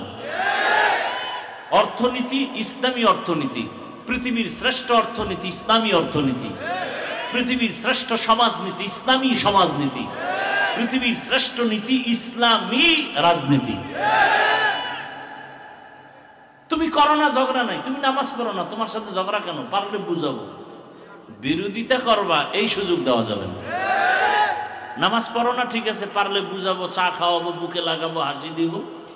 বিরোধিতা করলে কোনো সার নেই, সোজা কথা। আমি ইসলামী রাজনীতির যত দল আছে কোন দলের দায়িত্বে নাই, তার মানে কি ইসলামে কোরআনে যেটা বল সেটার বিরোধিতা করব? কি আজীব কথা। আল্লাহ হেদায়েত দান করুন। ওয়ানুনাজ্জিলু মিনাল কুরআনি মা হুয়া শিফাa'un ওয়া রাহমাতুল লিল মুমিনিন। বলতেছিলাম রাষ্ট্র পরিচালনা করেন একজন আল্লাহর গোলাম, নাম সবাই অনেকে শুনছেন, নাম হলো সুলতান মাহমুদ গজনবী রহমাতুল্লাহি আলাইহি। সুলতান মাহমুদ গজনবী জগৎ বিখ্যাত একজন ওলিয়ে কামেল, আবার রাষ্ট্র চালায়। ইতিহাস বড় কঠিন মিয়া। আল্লাহ এমন একটা প্রতিবন্ধী ধর্ম দিবেন, এমন একটা ল্যাংরা লুলা অর্ধেক ধর্ম আল্লাহ দিবেন যে দুনিয়ার কেউ আবার নাকে তেল লাগায় উল্টা পাল্টা বলবে ইসলামে এটা নাই সেটা নাই। আল্লাহ সেই ইসলাম তো দেন নাই। আল্লাহ তো কমপ্লিট ইসলাম দিছেন, যে তোমার জীবনের কল্যাণের যা প্রয়োজন সব ইসলামে আছে। এখন তুমি মানো না কেন? মানতে গেলে চুরি করা যাবে না। ইসলাম মানো না কেন? দুর্নীতি করা যাবে না। ইসলাম মানো না কেন? মাইয়া লইয়া পার্কে পার্কে ঘোরা যাবে না। চরিত্রহীন লম্পট বদমাস খুনি ধর্ষক এরা ইসলাম চায় না, এরা ইসলামের বিরোধিতা করে। যারা ইসলাম চায় না খুঁজে দেখবেন ও চরিত্রহীন, ও ধর্ষক, ও লম্পট, ও চান্দাবাজ, ও ধান্দাবাজ, ও দুর্নীতিবাজ। খুঁজে দেখেন, ভালো করে খুঁজেন। ইসলামের বিপক্ষে যেই লোকগুলো খুঁজে দেখবেন, ও চোর, ও ডাকাত, ও জালেম, ও ব্যবসায়ীর উপর জুলুম করে, গরিবের বেতন মেরে খায়। খবর নেন। আল্লাহ হেদায়েত দান করুন, আল্লাহ হেদায়েত দান করুন। রাগ করতেছেন? ইসলাম কি দুর্বল? তা আপনার ইসলামকে খাটো করতে দেন কেন? আজকে থেকে এই সুযোগ দেওয়া যাবে। রাজনীতি ইসলামেরটা তুমি করো না, তোমার জবাব তুমি দিবা, কোনো ঝগড়া নাই, কিন্তু বিরোধিতা করলে ছাড় নাই। আমার ইসলামের বদনাম করতে পারবা না, খবরদার। তুমি মানো না সেটা আলাদা কথা, কিন্তু বদনাম করতে পারবা না। গরুর গোশতের খিচুড়ি শীতের মধ্যে খুব মজা না? একজনে খায় না, খাইলে সমস্যা হতে পারে, তার মানে কেউ মাইক লেগাই বলবে কেউ খাবি না, ওটার ফিরে আমরা উঠে ফেলাইব না। যে আমরা খাইয়া তৃপ্তি পাবো শীতের মধ্যে গরুর খিচুড়ি, তুই খাও না, তোর পেটে গজব পড়ছে, সেটা ভিন্ন কথা। আল্লাহ হেদায়েত দান করুন। জগৎ বিখ্যাত ওলিয়ে কামেল সুলতান মাহমুদ গজনবী এত বড় আল্লাহওয়ালা। এক পর্যায়ে তিনি ইন্তেকাল হয়েছেন, দুনিয়া থেকে বিদায় হয়ে গেছেন। বিদায়ের পরে বহুদিন চলে গেল তার কবর জীবন। হঠাৎ একদিন তার আপন বন্ধু ঘুমের ঘরে স্বপ্ন দেখে। দেখিয়া জিজ্ঞাসা করলেন, ও সুলতান মাহমুদ, কবরের মধ্যে কি হালাত? সুলতান মাহমুদ বলেন, ভাই, দয়াময় রব্বুল আলামিন আমার কবরের আযাব মাফ করে দিয়েছেন। কবরের আযাব কি? বন্ধু জিজ্ঞাসা করেন, এমন কি আমল তুমি করেছো যে আমলের বরকতে তোমাকে আল্লাহ মাফ করেছে? এমন কি বড় আমল করেছো? 5 ওয়াক্ত নামাজ ফরজ আমলের কারণে বলে না, না না। যাকাতের আমল বলে না, রোজার আমল বলে না, বাইতুল্লাহর জিয়ারতের আমল বলে না। সুলতান মাহমুদ বলেন, এমন একটা ছোট আমল যেটা আমি কখনো আমল মনেই করি নাই। আহা, আমি আমল মনেই করি নাই। ও ভোলার মুসলমান, ও যুবক, পর্দার আড়ালের মা বোনেরা, আল্লাহ কারে কোন সময় কোন কারণে মাফ করবেন জানা নাই। এজন্য হাদিসে পাকে নবী বলেন, ছোট আমলকে ছোট মনে করে ছেড়ে দিও না, কারণ এই ছোট আমলটাও নাজাতের জরিয়া হয়ে যাবে। ছোট গুনাহ। বাদাম খাইতেছেন না? আরেকটু কষ্ট সহ্য করবেন, আল্লাহ কবুল করেন। আল্লাহর এক বান্দি, জগৎ বিখ্যাত গুনাহগার, এমন কোন গুনাহ নাই করে নাই। রাস্তা দিয়ে হাঁটতেছে, হঠাৎ একদিন তাকায় দেখে রাস্তার পাশে একটা কুকুর পানির পিপাসায় ছটফট করে কান্না করে। আল্লাহর বান্দির অন্তরে মায়া, অন্তরে এমন মায়া জন্মায় গেল। আল্লাহর বান্দি গুনাহগার, জাহান্নামী, মনের মধ্যে মায়া লাগছে, কুকুরটা পানির পিপাসায় কান্না করে, দেখি একটু সহযোগিতা করা যায়নি। জাহান্নামী নারী কুকুরের পিপাসার কান্না দেখিয়া নিজের অন্তরের মধ্যে কান্নার ভাষা চলে আসছে। আল্লাহর বান্দি খুঁজতেছে কোথায় একটু পানি পাই। খুঁজতে খুঁজতে খুঁজতে খুঁজতে গিয়ে একটা পানির কূপ পেয়ে গেল। পানির কূপ পাইছে ঠিক, তবে পানি অনেক নিচে, উঠানোর পাত্র নাই, অনেক নিচে। কেমনে পানি উঠাবে? পেরেশান। আল্লাহর বান্দির অন্তরে বড় মায়া।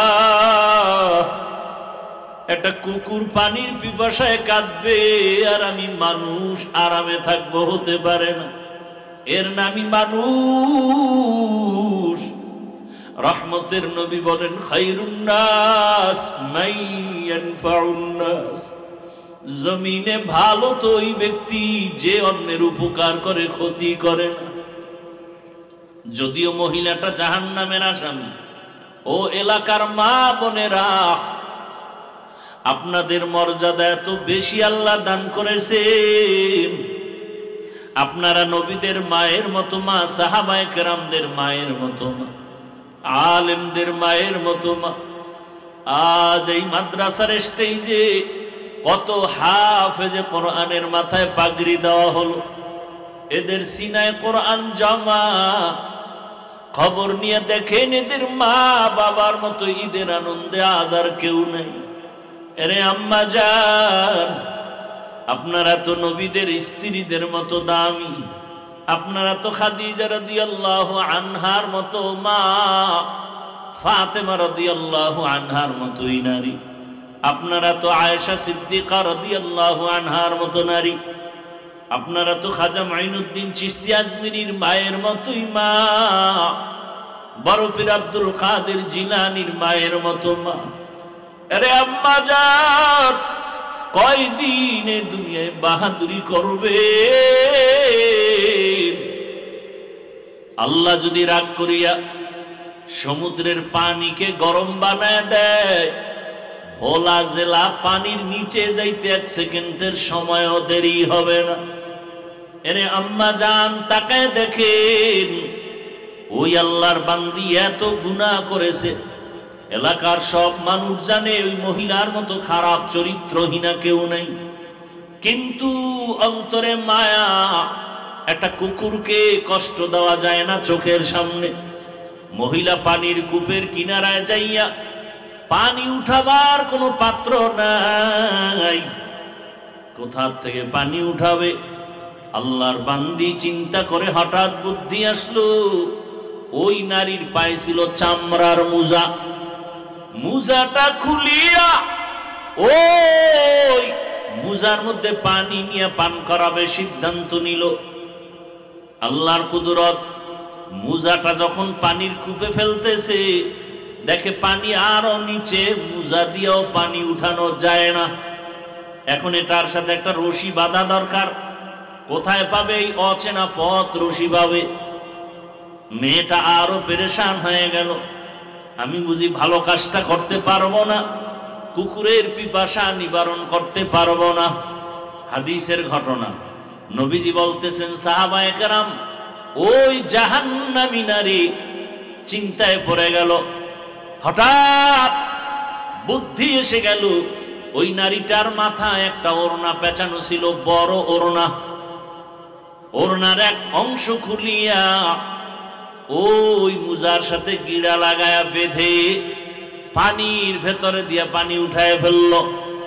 পানি উঠাইয়া দৌড়ায় গিয়া যখন কুকুরকে পান করায় দিল, কুকুর পানি পান করে ঠান্ডা কলিজায় ঘুমিয়ে গেছে।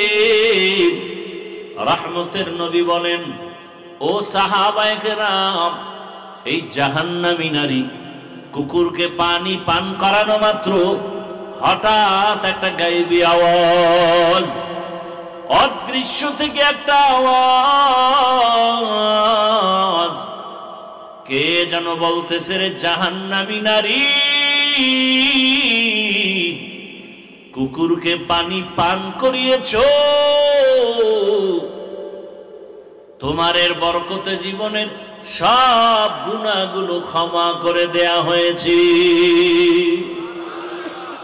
একটা কুকুরকে পানি পান করানো, এটা তো ফরজ ওয়াজিব কিছুই না, বড় কোনো আমল না, কিন্তু আল্লাহর বান্দি কুকুরটাকে পানি পান করানোর কারণে হাদিসের ঘটনা, আল্লাহ তাকে মাফ করে দিলেন।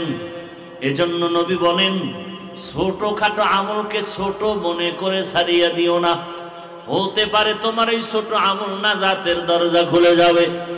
ছোট গুনাহকে গুনাহ না মনে করিও না, কারণ ছোটখাটো অন্যায়টাও আল্লাহর কাছে বড় হয়ে যাবে।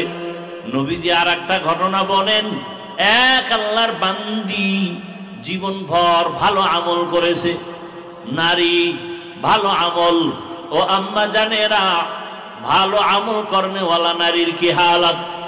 ভালো ভালো আমল করে, বিসমিল্লাহ ছাড়া কোনো কাজ করে না, ওযুর সাথে থাকে, তেলাওয়াত করে, এত ভালো ভালো আমল করে, আজান হলে নামাজে দাঁড়ায় যায়। জীবনের শেষ মুহূর্তে হঠাৎ তার বাড়ির মধ্যে একটা বিড়াল ঢুকে পড়লো। বিড়ালটা ঘরের মধ্যে আসা মাত্র খাঁচার মধ্যে বিড়ালটারে আটকায় দিয়েছে। ওই নারী নিজেও খানা দেয় না, বিড়ালটা বাহিরে গিয়া খাবে সেই সুযোগও দেয় না। এক পর্যায়ে বিড়াল ওই খাঁচার মধ্যে আটকানো অবস্থায় কান্না করে করে ধুকে ধুকে ক্ষুধার তৃষ্ণায় বিড়ালটা মরে গেল। নবীজি হাদিসে বলেন, ও সাহাবায়ে কেরাম, ওই বিড়ালটাকে এত পরিমাণ কষ্ট দেওয়ার কারণে কিছুক্ষণের মধ্যে একটা গায়েবী আওয়াজ আসছে, ও আল্লাহর বান্দি, জীবনে যত নেক আমল করেছো ওই বিড়ালটাকে কষ্ট দেওয়ার কারণে সব আমল তোমার নষ্ট হয়ে গেছে। এখান থেকে জানার মতো আমাদের কিছু আছে না নাই? একটা বিড়ালের উপরে জুলুম করলে যদি অবস্থা হয়, যারা মানুষ মারে হক না দারাত দোস্তে খালকা জারেরা নিস্তে ই খসলত কে দিনদারেরা। আল্লাহ তাআলা কোরআন দিলেন ঔষধ হিসাবে। আর এক আয়াত পড়েছিলাম, আল্লাহ বলেন শাহরু রমাদানাল্লাযী উনজিলা ফীহিল কুরআন হুদাল লিন-নাস ওয়া বাইয়িনাতিন মিনাল হুদা ওয়াল ফুরকান। আল্লাহ এখানে বলেন সমস্ত দুনিয়ার মানুষের জন্য কোরআন হেদায়েত। প্রশ্ন হলো, দয়ার মালিক, যদি সারা দুনিয়ার মানুষের জন্য কোরআন হেদায়েত হয় তো দুনিয়ার মানুষ কেন হেদায়েত পেল না? দুনিয়ার মানুষ তো দূরের কথা, আমাদের আজকের মাহফিলের প্যান্ডেলের মানুষও তো সব হেদায়েত পায় নাই। হেদায়েত যদি পাইতো তো ফজরে কেন মসজিদে নাই, জোহরে কেন মসজিদে নাই? কেন নামাজ পড়ে মিথ্যা বলে, নামাজ পড়ে সুদের টাকায় ব্যবসা করে? এরকম লোক এলাকায় নাই? সুদ হালাল না হারাম? ও আল্লাহ, আপনার ওয়াদা, কোরআন দিছেন দুনিয়ার সব মানুষের হেদায়েতের জন্য। দুনিয়ার সব মানুষ কেন হেদায়েত পায় না? আল্লাহর এই কথার জবাবে মুফাসসিরিনে কেরাম বলেন, দুনিয়ার মানুষ কেন হেদায়েত পায় না? জবাব হলো, দুনিয়ার সবাই হেদায়েত চায় না। হেদায়েত যে চাইছে সে পেয়ে গেছে। যেমন উদাহরণ, রহমতের নবীর চেহারা মোবারক একবার ভালোবাসার নজরে দেখলেই জাহান্নামের আগুন হারাম। সেই নবীর চেহারা একবার আর দুবার না, 13টা বছর পর্যন্ত দেখলো, বয়ান শুনলো, এরপরও কালেমা পড়লো না। হাতের মুষ্টির মধ্যে পাথর নিয়ে কয়, ভাতিজা মুহাম্মদ সাল্লাল্লাহু, বলতে পারে আমার হাতের মুষ্টিতে কি? নবীজি বলেন, চাচা আবু জাহাল। বলতে পারলে কি হবে? বলে, এখন কালেমা পড়বো, তোমাকে নবী মানবো। নবী বলেন, আমি বলতে জানি না। কেন? বলে, আমি গাইবের মালিক না। গাইবের মালিক কে? আল্লাহ যে কুদরতি ক্ষমতায় গায়েব জানেন, এই ক্ষমতায় দুনিয়ার আর কেউ গায়েব জানে? গাইবের মালিক একমাত্র قُلْ لَا يَعْلَمُ مَنْ فِي السَّمَاوَاتِ وَالْأَرْضِ الْغَيْبَ إِلَّا اللَّهُ। আসমানের বাসিন্দারা কেউ গায়েব জানে না। নবী আপনি বলে দেন, জমিনের বাসিন্দারা কেউ গায়েব জানে না। একমাত্র গায়েবের মালিক হলেন আমার আল্লাহ। নবী বলেন, আমি বলতে পারি না তোমার হাতের মুষ্টিতে কি আছে। নবী একটা আওয়াজ দিলেন, এই আবু জাহালের হাতে যা আসো একটু আওয়াজ দাও। সাথে সাথে পাথরগুলো কালেমা পড়া শুরু করলো। আবু জাহাল পাথরগুলো মাটিতে ফালায় কয়, মুহাম্মদ তুমি জাদুকর হয়েছ এটা তো জানি না। কি বুঝলেন? হেদায়েত চাইছে। আল্লাহ বলেন, গোটা দুনিয়ার মানুষের জন্য কোরআন হেদায়েত পায় না। কেন চায় না? এজন্য পায় না। আর যে চায় সে পায়। 27 বছরের যুবক তরবারি নিয়ে দৌড়ায় আমার নবীকে জবাই করবে। হঠাৎ রহমতের নবীর চেহারা দেখা মাত্র দিলটা নরম হয়ে গেল। তরবারিটা ফালাইয়া চোখের পানি ছেড়ে বলেন, ইয়া রাসূলুল্লাহ, বেয়াদবি মাফ করে দেন, আমাকে কালেমা পড়ায় দেন। নাম কি? হেদায়েত চাইছে, পেয়ে গেছে। আল্লাহ তার জবাব দিয়া বলেন, ওয়াল্লাযীনা জাহাদু ফীনা লানাহদিয়ান্নাহুম সুবুলানা ওয়া ইন্নাল্লাহা লামাআল মুহসিনিন।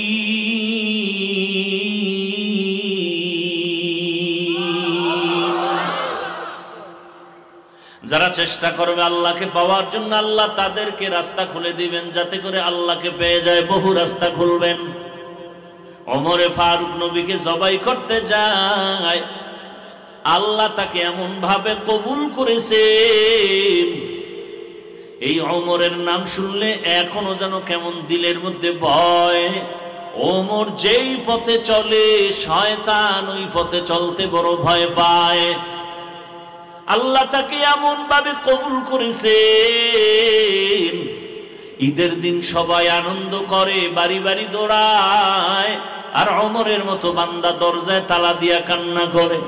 আবু হুরায়রা রাদিয়াল্লাহু আনহু কান্না করে বলেন, খলিফাতুল মুসলিমিন, আপনি কেন ঈদের আনন্দ বাদ দিয়া কান্না করেন?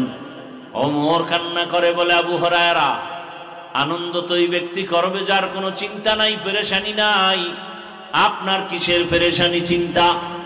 ওমর বলে, রমাজান চলে গেল, জাহান্নাম থেকে মুক্তি পেলাম কিনা চিন্তা, রোজা রাখলাম কবুল হলো কিনা চিন্তা, কোরআন তেলাওয়াত করছি কবুল হলো কিনা চিন্তা।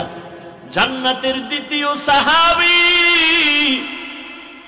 ওমর এতটা পরিমাণ আল্লাহর ভয় অন্তরে নিয়ে এত ভয় করেছে, ঈদের দিন সবাই আনন্দ করে, ওমর আল্লাহর ভয় আনন্দ করে না। এর নাম আল্লাহর ভয়। দুনিয়ার মানুষ কেন হেদায়াত পায় না? জবাব হলো হেদায়াত চায় না। যে চায় আল্লাহ তাকে দিয়ে দেন। তেলাওয়াতকৃত আয়াতে আল্লাহ বলেন, হেদায়াত তারা পাবে যারা মুত্তাকিন। কোরআন তাদেরকেই পথ দেখাবে, কোরআন তারাই পড়তে পারবে, কোরআন তারাই জানতে পারবে, কোরআন তারাই বুঝতে পারবে যারা আল্লাহকে ভয় করে। এখান থেকে অনেক কথা। মুত্তাকি কারা? যারা গুনাহ করে না, গুনাহ থেকে নিজেরে বাঁচাইয়া চলে, এরা তো মুত্তাকি। মুত্তাকিরা তো এমনিই হেদায়েতের উপরে আছে, আবার কিসের হেদায়েত করবে? কোরআন। হুদাল্লিল মুত্তাকিন, মুত্তাকিনরা তো হেদায়েতের উপরে আছে বিদায় মুত্তাকির উপাধি পেয়েছে, এদেরকে আবার কিসের হেদায়েত করবে? কোরআন। অনেক কথার জবাব হলো আল্লাহ পাক রব্বুল আলামিন বলেন, আমি হেদায়াত দিব, তার মানে ইস্তেকামতের মাকাম দান করব। আল ইস্তেকামাতু খায়রুম মিন আলফি কারামা। ইস্তেকামতের মূল্য একজন খাঁটি আল্লাহওয়ালার 1000 কারামত থেকে বড় দামি। নামাজে যারা দাঁড়াইছি আমরা হেদায়েতের উপর আছি না নাই? বলেন না কেন? এরপর আমরা বলি না ইহদিনাস সিরাতাল, আল্লাহ হেদায়েতের পথে আমাকে চালাও। আরে আমি তো হেদায়েতের পথেই আছি, আবার কেন বলি ইহদিনাস সিরাতাল মুস্তাকিম? বারবার বলি কেন? এর মানি হলো আল্লাহ তুমি ইস্তেকামতের মাকাম দান করো। আমি এখন মাওলানা হয়েছি, ইস্তেকামতের মাকাম যদি না পাই তো আমি লাঞ্ছিত হয়ে যেতে পারি, আমি রাস্তা থেকে ছিটকে পড়তে পারি। আমি তাকওয়ার উপরে আছি ঠিক, কিন্তু আমার লাইন ছুটে যেতে পারে। ও আল্লাহ, তুমি হেদায়েতের উপরে ইস্তেকামতের মাকাম দান করো। এখান থেকে আর একটা চিকন কথা, আল্লাহর কোরআন অনেকের ঘরে আছে, পড়তে পারে না। কারণটা কি? ফেসবুকে সারা রাত সময় দিতে পারি, 1 পৃষ্ঠা কোরআন কেন পড়তে পারি না? আলহামদু সূরাটা একবার কেন তেলাওয়াত করতে পারি না? ওরে বান্দা, হাঁটার সময় কেন একবার ইখলাস পড়তে পারি না? ইন্না আতাইনা সূরাটা কেন পড়তে পারি না? আলহামদু সূরা হলো সব রোগের ঔষধ, কেন পড়তে পারি না? ঘন্টাকে ঘন্টা ফেসবুক চালাইতে পারলা, মোবাইল চালাইতে পারলা, গল্প করতে পারলা, নদীর মধ্যে দৌড়াইতে পারলা, চায়ের দোকানে আড্ডা দিতে পারলা, টেলিভিশন দেখতে পারলা, আলহামদু সূরাটা কেন একবার পড়তে পারলা না? ইয়াকিন আর ভক্তি আর বিশ্বাস নিয়ে যদি বিসমিল্লাহ সহকারে 7 বার আলহামদু সূরা পড়িয়া এরপরে তুমি দরুদ আগে পরে দরুদ পরে পানিতে দম করে পান করো, সব রোগের ঔষধ। ফজরের নামাজ 2 রাকাত সুন্নাত পড়িয়া ফরজ নামাজের আগে 41 বার আলহামদু সূরাটা পড়ো, 11 বার দরুদ শরীফ পড়ো। এরপরে তুমি পানির মধ্যে দম দাও, ঘরের সবাই পানি পান করবে, সব রোগের ঔষধ। সূরাটার নামই হলো সূরাতুশ শিফা। এত সুন্দর তেলাওয়াত কেন করতে পারেন না? কোরআন বুঝেন না। কোরআন তো আপনার ঘরে, পারেন না কেন? আল্লাহ কারে সবাই পারবে না, মুত্তাকিরা পারবে। বলে মুত্তাকি কাকে বলে? তাকওয়ার মান আছে আবার কম বেশি, 1 2 3 তাকওয়ার ক্লাস আছে, ক্লাস 1 আম খাস আকাসুল খাস। কোরআন তো তারাই পড়তে পারবে। ওরে যার মধ্যে গুনাহ ছাড়তে পারবে সে কোরআন ধরতে পারবে। যেই পাত্রে মধু আছে, কেরোসিন আছে, ওখানে মধু যাবে না, গুনার পাত্রে কোরআন ঢুকবে না। ওরে কোরআন তো তারাই পড়তে পারবে যারা গুনাহ থেকে বাঁচতে পারবে। আবার একদল তাকওয়া যার যত বেশি কোরআন সে বুঝবে তত বেশি। একজনে কোরআনের তরজমাও পারে না, শুধু পড়তে পারে। আর একজনকে আল্লাহ পাক আরেকটু তৌফিক দিবেন, তরজমাও পারে। আরেকটু বান্দাকে আল্লাহ আরো তৌফিক দিবেন, সে ব্যাখ্যাও পারবে। ব্যাখ্যার মধ্যে আরো অনেক আল্লাহ পাক গভীরতার ইলম রাখছেন। এটা তাকওয়া যার যত বেশি, কোরআনের গভীর ইলম সে তত বেশি পাবে। তাকওয়ার মানদণ্ডে কোরআন বুঝবে। এজন্যই তো এক এক আল্লাহ ওয়ালার ব্যাখ্যা এক এক রকম, এক একটা কথার থেকে এক একটা ঘেরান আসে। আল্লাহ তাআলা বলেন, এ কোরআনের রুমুজ, এ কোরআনের হিকমত আল্লাহ তাকেই দান করবেন যে তাকওয়ার উপরে চলবে। हर के दारत खौफे हकदर दिल मदम जन्नतुल मावा देहदुर मकाम। আল্লাহ তাআলার ভয়, তাকওয়ার মানে বেশি বেশি নামাজ পড়া না, বেশি বেশি তেলাওয়াত করার নাম তাকওয়া না, গুনাহ থেকে বেঁচে থাকার নাম তাকওয়া। এখন মুত্তাকি কারা? যারা তাকওয়া অর্জন করে, আল্লাহকে ভয় করে চলে। এখন সবাই তো বলবে আমরা আল্লাহরে ভয় করি।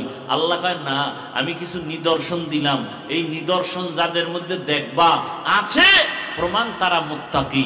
যাদের মধ্যে দেখবে নিদর্শন নাই তাদের মধ্যে তাকওয়া নাই।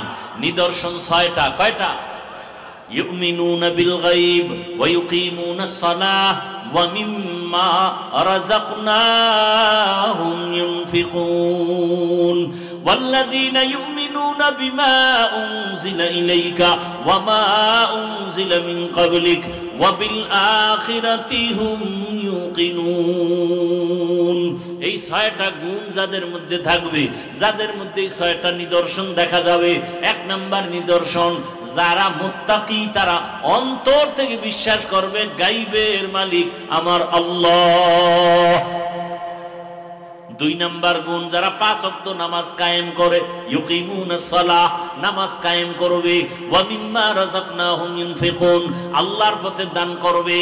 এরে আল্লাহর বান্দা, এদের মধ্যে প্রমাণ হবে আল্লাহর ভয় আছে।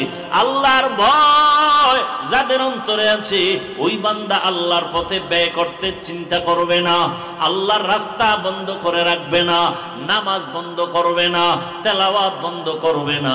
গুনাহের ভয় অন্তরে নিয়া আল্লাহর মোহাব্বত নিয়ে চলবে। আল্লাহ বলেন, এ কোরআন তাদের জন্য হেদায়াত যাদের মধ্যে আল্লাহর ভয়। আজ এত বয়ান, এরপরেও কেন আমাদের পরিবর্তন আসে না? একমাত্র আল্লাহর ভয় আমাদের অন্তরের মধ্যে নাই। ওই আল্লাহর বান্দা, ইখলাস নিয়ে চলো, তাকওয়া নিয়ে চলো, অল্প আমল নাজাতের দরজা খুলে ফেলবে। নবীজি বলেন, আখলিস দীনাকা ইয়াকফিকাল আমালুল কলিল। অল্প আমল নাজাতের জরিয়া হয়ে যাবে যদি আমলটা ইখলাস ওয়ালা হয়। ওই কথা বলতেছিলাম, জমিনের রাষ্ট্র ক্ষমতায় বসা সুলতান মাহমুদ গজনবী রহমাতুল্লাহ আলাইহি, মনে আছে না নাই? সুলতান মাহমুদ গজনবী জিজ্ঞাসা করা হলো, এমন কোন আমলে আপনাকে আল্লাহ মাফ করে দিয়েছেন? বলে, এমন বড় কোনো আমল না, ছোট একটা আমল করেছি, ছোট, যেটা আসলে আমি আমল মনে করি না। বলে, সে আমলটা কি? বলে, আমি আল্লাহর কোরআনের সম্মান করেছি। একদিন আমি সফর করতেছিলাম, পাহাড়িয়া জঙ্গল পেরিয়ে যাচ্ছি, হঠাৎ রাতের অন্ধকার হয়ে গেল। আশ্রয়ের জন্য আমার প্রজাদের একটা বাড়িতে ঢুকলাম, ভাঙা ঘর, আমাকে থাকার জন্য দিল, রাত্রি যাপনের জন্য দিল। এমন একটা ঘর, ছোট একটা ঝুপড়ি, যখন আমি ঘুমাবো, হঠাৎ করে আমি বিছানায় রাতের বেলা শুইলাম, তাকাইয়া দেখি আমার পায়ের কিনারায় উপরে একটা ছোট তাকের উপরে এক জিন কোরআন শরীফ রাখা। আমি চিন্তা করলাম আমি এখানে ঘুমাবো আর পায়ের কাছে কোরআন শরীফ থাকবে, এটা হইল? আমি আমার আরামের ঘুমানোর জন্য আমি উঠলাম, সিদ্ধান্ত নিলাম কোরআন শরীফ অন্য জায়গায় রাইখা আমি আরামে ঘুমাই। আমি উঠলাম, আমি সুলতান মাহমুদ উঠিয়া কোরআনটা হাতের মধ্যে নিলাম, অন্য রুমে নিয়ে যখন রাখবো ভাব 2-3 কদম দিলাম, হঠাৎ করে আমার মাথার মধ্যে একটা চেপে আসলো, একটা আঘাত বাড়ি মারলো। দাঁড়ায় গেলাম, কে যেন আমাকে বলতেছে, অন্তরের এমন আবেগ আসতেছে, ও মাহমুদ তুমি আরামে ঘুমানোর জন্য কোরআন তুমি অন্য জায়গায় নিবা। কোরআনের দাম এত কম যে নরমাল বিছানায় রাখবা আর তুমি আরামের বিছানায় ঘুমাবা কোরআন দূরে সরাইয়া। মাহমুদ এটা কেমন হয়? মাহমুদ বলেন, আমার অন্তরে যখন আঘাত আসলো আমি দাঁড়ায় সিদ্ধান্ত নিলাম, না প্রয়োজনে আমি খারাপ ময়লা বিছানায় থাকবো, কিন্তু আমার আল্লাহর কোরআন আমি সুন্দর জায়গায় হেফাজতে রাখবো। আমি উল্টা আবার ফেরত আসলাম, আসিয়া আমার কাপড় দিয়া গায়ের চাদর দিয়া কোরআনটারে সুন্দর করে মুছলাম, এরপরে সুন্দর জায়গায় রাখিয়া আমি ময়লা বিছানার মধ্যে গিয়া রাত্রি যাপন করলাম। এই যে কোরআনকে একটু সম্মান দিয়েছি আমার আল্লাহর মোহাব্বতের জন্য, আমার আল্লাহ কোরআনের আদব রক্ষার কারণে আজ আমাকে মাফ করে দিয়েছেন। এটা কোনো আমল স্বভাব বিবেকেও তো বাজে না, কিন্তু আল্লাহর কাছে এটা অনেক পছন্দ হয়ে গেছে। এজন্য হাদিসে নবী বলছেন, ছোট আমলকে ছোট মনে করে ছেড়ে দিও না। হতে পারে ছোটটা আল্লাহর কাছে বড় হয়ে যাবে, আবার ছোট গুনাহকে ছোট মনে করে করিও না, হতে পারে ছোটটা বড় হয়ে যাবে। ওই যে বিড়ালের উপরে সামান্য জুলুম, জীবনের সব আমল বরবাদ। এলাকার মা বোনেরা, যুবক বাবারা, আল্লাহর ভয় অন্তরে জমা করো। সব বয়ানের মূল কথা হলো আল্লাহর ভয়। ওই তাকওয়া যদি আমার মধ্যে না থাকে, কোনো বয়ানে আমাকেও ধরবে না। রহমতের নবীর বয়ানে আবু জাহালকে ধরে না, কারণ ওর মধ্যে তাকওয়া আসে নাই। আর হযরত ওমরের মধ্যে এমন ভাবে এফেক্ট করেছে, ঈদের দিন পর্যন্ত ওমর আনন্দ করে না, কান্না করে। ওমরের আল্লাহু তাআলা আল্লাহর এত ভয়, দিনের বেলা বিচার করে, রাতের বেলা ঘুরে ঘুরে এলাকার খবর নেয়, আমার এলাকার মানুষের কি হালাত। খবর নিতে গিয়ে দেখে এক জঙ্গলের মধ্যে ঘর, ঘরের মধ্যে বাতি জ্বলে, মহিলাদের কণ্ঠের আওয়াজ। মা তার মেয়েকে ডাক দিয়া কয়, ও কন্যা সন্তান, তুমি বাজারে গাভীর দুধ বিক্রি করতে নাও, পানি বেশি দিয়ে নিও। ওমর পাশে বসে চুপ করে শুনতেছে, কেউ নাই। মেয়েটা মায়ের আওয়াজ শুনিয়া কয়, মা দুধের মধ্যে যদি পানি দেই, ওমর যদি টের পায় আমার চামড়া তুলে ফেলবে। ওমর কই? কথা কয় না। মা কয়, তুই কি পাগল হয়ে গেলি? এই রাতের ভিতরে ওমর দেখবে কিভাবে? মেয়ে ডাক দিয়া কয়, মা ওমর যদি আমাকে নাও দেখে, ওমরের আল্লাহ আমাকে দেখবেন। ওমর শুকর আদায় করে চুপ করে চলে গেছেন। পরের দিন আদালতে বসছেন, লোক পাঠায় বলে, যাও অমুক এলাকায় গিয়া ওই এক মহিলা বৃদ্ধা তার কন্যা সহ আমার কাছে হাজির করো। মহিলাকে যখন বলা হয়েছে, ভয় আতঙ্কিত হয়ে গেল। এতটা ভয়, মনে হয় আজ আবার ফাঁসি হয়ে যাবে, কারণ ওমরের মেজাজ গরম, কথার আগে তরবারি চলে। যখন ওমর ডাক দিছে, আর উপায় নাই, যেতেই হবে। যাইতে যাইতে যাইতে যাইতে ওমরের প্রাসাদের কিনারায় কাঁপতেছে ভয়। খলিফাতুল মুসলিমিন বলেন, আম্মা জান, আপনার কোনো ভয় নাই। আপনার কপাল ধন্য, আপনার কপাল বড় দামি এক কপাল রে মা। এই যুগের মধ্যে এমন একটা কন্যা আপনি পেয়েছেন যে আপনি রাতের বেলা কন্যাকে বলছেন দুধে পানি বেশি দিবে, কিন্তু ওমরের অজুহাত দিয়া বাঁচতে গেল, আপনি তাও প্রশ্নবিদ্ধ করলেন। শেষ পর্যন্ত যেই মেয়েটা আমার আল্লাহর ভয় অন্তরে জমা নিয়ে আপনাকে জবাব দিছে, আপনি আর কথা বলেন নাই। এরে আম্মা জান, এই যুগে এত আল্লাহ ভীত নারী পাওয়া বড় কঠিন। এরে আম্মা জান, আপনার কপাল বড় ভালো। আল্লাহর ভয় যার অন্তরে থাকবে সে কোনোদিন প্রকাশ্যেও গুনাহ করতে পারবে না, অন্ধকারেও গুনাহ করতে পারবে না। কারণ ওই বান্দা বান্দির অন্তরে ভয়। আমি অন্ধকারে দরজা জানালা বন্ধ করেছি, কিন্তু কেউ না দেখলেও আমার আল্লাহ তো দেখতেছেন। দুনিয়ার সবাইকে ফাঁকি দেওয়া সম্ভব, আমার আল্লাহকে ফাঁকি দেওয়া সম্ভব না। ওমর ডাক দিয়া কায়াবা,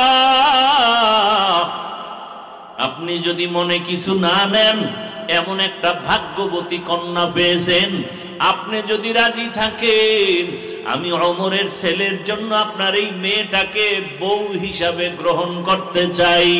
আল্লাহর বান্দি শুকর আদায় করে বলেন, খলিফাতুল মুসলিমিন, আমার কপালটা কি এতই ধন্য যে ওমরের সন্তানের জন্য আমার কন্যা হবে আমার জীবনের একটা পাওনা। আমার কন্যা হবে ওমরের ঘরের স্ত্রী, ওমরের সন্তানের বিবি। আমার জীবনের বড় একটা চাওয়া, এটা আমার জন্য বড় পাওয়া। ও খলিফাতুল মুসলিমিন, আমি কেন আবার রাজি থাকবো না? আমি আল্লাহর উপরে ভরসা করে রাজি হয়ে গেলাম। ও পর্দার আড়ালের মা বোনেরা, ও বৃদ্ধ বাবাজি, যুবক বাবারা, জীবনটা হেলায় খেলায় কত কাটাইবা? জীবনে তো গুনাহ কম করো নাই। ওরে মনে মনে কত চায় গুনাহ করতে, দাড়ি কাটলে না জানি কত মজা, নামাজ ছাইরা দিলে কি জানি মজা, পার্কে পার্কে ঘুরলে কি জানি মজা, ওরে নেশা পান করলে কি জানি মজা। আমরা এগুলো ভাইবাও এর থেকে ফিরে আসি। আর তুমি মজা মজা ভাবতে গিয়া সে মজা তো গ্রহণ করেই ফেলেছ। এখনো কি তোমার স্বাদ মিটে নাই? এখনো কি তওবা করবা না রে বাবা? আগামী কালকে বেঁচে থাকার গ্যারান্টি তোমার হাতে নাই। ওরে মনের আশা পূরণ করে গুনাহ তো কম করো না, নামাজ ছাড়লা, বেপরদায় চললা, আড্ডা দিলা, পার্কে পার্কে ঘুরলা। এখনো কি আমার মাওলার ভয় অন্তরে আসে নাই? তওবা করবা না? ঈদের আনন্দ বাদ দিয়া ওমরের মতো বান্দা যদি জাহান্নামের ভয় কাঁদে, তোমার আমার অন্তরে কেন ভয় নাই? আমার মালিকের ধরা থেকে কেমন করে বাঁচবারে বাবা? পায়ে হাত রেখে বলি তওবা করো। মনের এতটুকু বুঝাও রে বাবা। তোমার মতো আবার কত জেনারেল লাইনের মানুষ স্কুল কলেজে পড়ে, নামাজ পড়ে, মা বাবার খেদমত করে, চাকরি করে, নামাজ পড়ে, ব্যবসা করে, নামাজ পড়ে, গাড়ি চালায়, নামাজ পড়ে, নদীতে মাছ ধরে, নামাজ পড়ে, কৃষি কাজ করে, নামাজ পড়ে। বলো বাবা, তোমার কপাল কেন এত খারাপ? তুমি এখনো কেন গুনার থেকে ফিরতে পারো না? ও বৃদ্ধ বাবাজিরা, ও পর্দার আড়ালের মা বোনেরা, আপনার মতো মা বোন এখনো আছে, পর্দা করে, নামাজ পড়ে, স্বামীর মাল হেফাজত করে, মোবাইলে গুনাহ করে না, সময় নষ্ট করে না। আপনারা কেন পারবেন না? ওরে জীবনে মার্কেটে দোকানে তো কম বেপরদার আড্ডায় ঘুরলেন না, এখনো কি তওবা করবেন না? আমার মাওলার আযাব কি দুর্বল মনে করেছেন? আরে গুনাহগার হইয়া কবরে গেলে শাস্তি কি দুর্বল মনে করেছেন? আমার আল্লাহ যত বড় তার আযাব তত বড়। আমার আল্লাহ যত বড় তার সূর্যের গরম তত বড়। আমার আল্লাহ যত বড় তার বানানো জাহান্নামের গরম তত বড়। ওরে গুনাহগার এক সেকেন্ডের জন্য আযাব সহ্য করার শক্তি কারো নাই। আল্লাহর কাছে দুই ফোঁটা চোখের পানি ছেড়ে তওবা করেন আর মনে মনে ডাকেন, হে মালিক, জীবনে গুনাহ তো কম করি না, এই অবস্থায় কবরে যেতে চাই না। এই গুনার কলঙ্ক নিয়ে আমি দুনিয়া থেকে বিদায় নিতে চাই না। এখনো সময় আছে, তওবা করো আর আমার মাওলাকে বলো, হে আল্লাহ, আমার মতো বান্দা বান্দি যদি নামাজ পড়ে, পর্দা করে, চাকরি করে, ব্যবসা করে, আমি কেন পারবো না? আজকে থেকে তৈরি হয়ে গেলাম, আর দাড়ি কাটবো না, নামাজ ছাড়বো না, বেপর্দায় চলবো না, মা বাবার সাথে বেয়াদবি করবো না, উলামায়ে কেরামের দোয়া নিয়া, শিক্ষকের দোয়া নিয়া, নবীজির আদর্শ মেনে চলবো। তওবা করার মতো যদি অন্তর তৈরি হয়, মুনাফিকি না থাকে, খাঁটি তওবার নিয়তে দুটো হাত আল্লাহকে দেখাইয়া দাও। আয় আল্লাহ, হাতগুলো কবুল করে নেন, তওবা কবুল করে নেন। আয় আল্লাহ, গুনাহমুক্ত জীবন দান করেন। আয় আল্লাহ, একজন আর হাত খালি ফিরাইয়া দিয়েন না। আয় আল্লাহ, খাঁটি তওবাওয়ালা জীবন দান করেন, তওবার উপরে মজবুত হইয়া চলার তৌফিক দান করেন, আমিন। আলহামদুলিল্লাহি রাব্বিল আলামিন, والصلاة والسلام على سيد الأنبياء والمرسلين وعلى آله وأصحابه أجمعين يا أرحم الراحمين يا أرحم الراحمين يا أرحم الراحمين رب ارحمهما كما ربياني صغيرا اللهم إنك عفو كريم تحب العفو فاعف عنا اللهم إنا نعوذ بك من البرص والجنون والجذام وسيء الأسقام اللهم إنا نسألك رضاك والجنة ونعوذ بك من سخطك